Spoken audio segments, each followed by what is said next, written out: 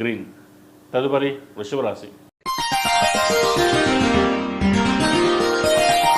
వృషభ రాశి వారికి ఈ వారం మధ్యస్థ ఫలితాలు గోచరిస్తున్నాయి.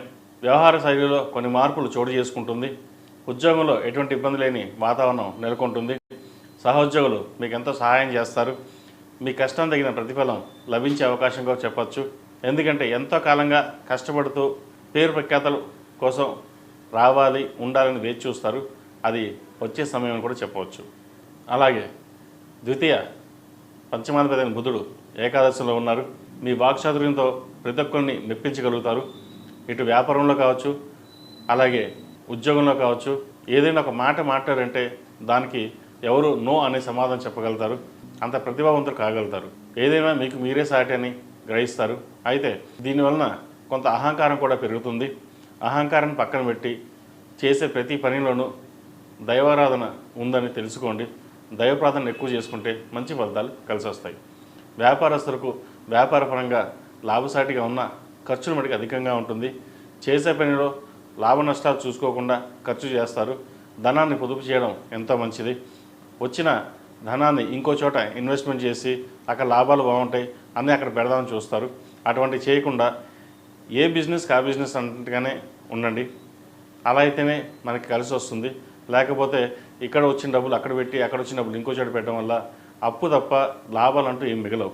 కాబట్టి వ్యాపార వ్యవహార శైలిలో ఖచ్చితమైన నిర్ణయాలు తీసుకోవడం చెప్పదగిన సూచన. ఈ రాశిలో జన్మించిన స్త్రీలకు వృత్తి ఉద్యోగాల పరంగా బాగున్న ఆరోగ్యరీత్యా కొన్ని జాగ్రత్తలు తీసుకోవాలి. స్టమక్ సంబంధించినవి, మోకాల నొప్పులకు సంబంధించినవి, బ్రెయిన్ సంబంధించిన ఇష్యూస్ ఎక్కువగా ఉంటుంది. వాటి విషయంలో కొన్ని జాగ్రత్తలు తీసుకోవాలి. సంతాన అభివృద్ధి బాగుంటుంది.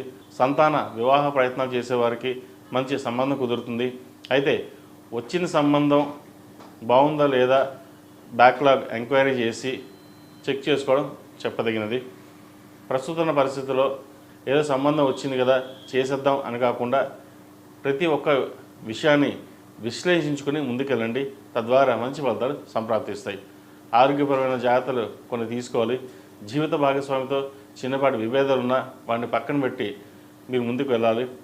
వారు చెప్పే మాటలు మీకు ఎక్కువ. ఎందుకంటే మనకు చెప్పేదేంటి, మనం చేసుకోలేమా, మనకు తెలియదా అనే ఒక అహంకారం కూడా మీలో ఏర్పడుతుంది.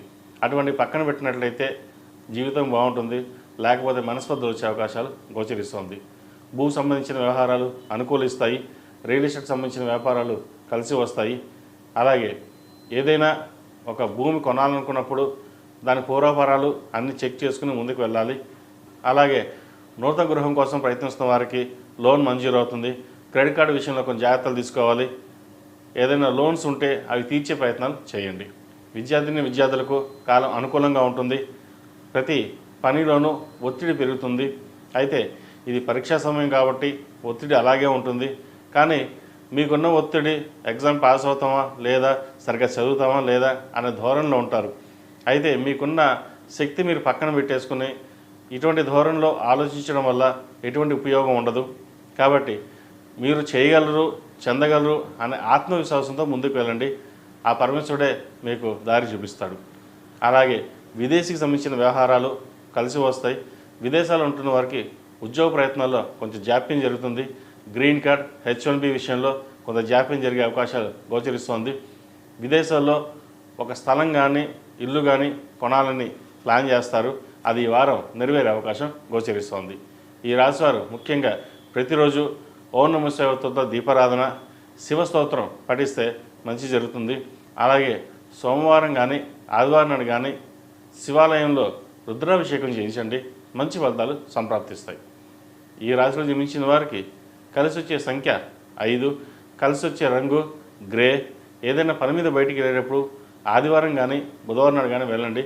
మంచి ఫలితాలు సంప్రాప్తిస్తాయి. తదుపరి మిథున రాశి.